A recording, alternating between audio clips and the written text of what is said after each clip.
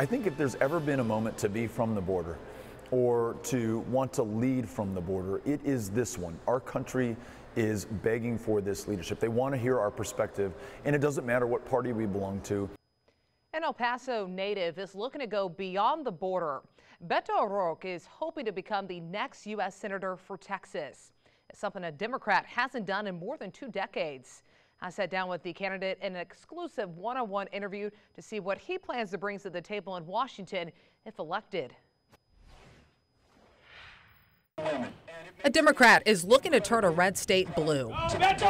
In March, Beto O'Rourke garnered the Democratic nomination for U.S. Senate in Texas. He'll face Republican incumbent Ted Cruz in the November election, and so far he's out fundraised Cruz. I just think that there's something very special happening in Texas right now. If that something special has changed, he'll be the first Democrat to represent Texas in the U.S. Senate since 1993. This state should lead the way in rewriting our immigration laws in this country.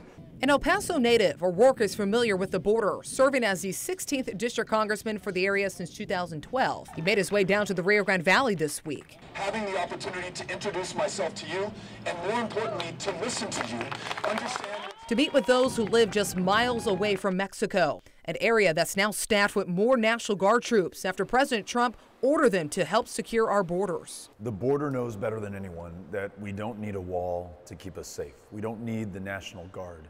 What we need to do is make the most of those who are in our communities, ensure that they feel comfortable working with local law enforcement. Immigration reform is back in the national spotlight, with many on Capitol Hill playing tug-of-war on what's the best move. If elected, passing the DREAM Act would be the first thing on O'Rourke's list. We could follow that up by legalizing the existence of people in our communities who are working the toughest of jobs that no native-born American would ever touch, no matter how high the wage, no matter how few the hours a week.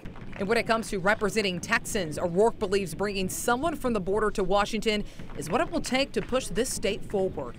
They want to hear our perspective, and it doesn't matter what party we belong to. It just matters that we have lived lives here that can help contribute to the greater success of this country. To view the full one-on-one interview, you can head to my social media page. Just search for Nicole Hickle, CBS 4.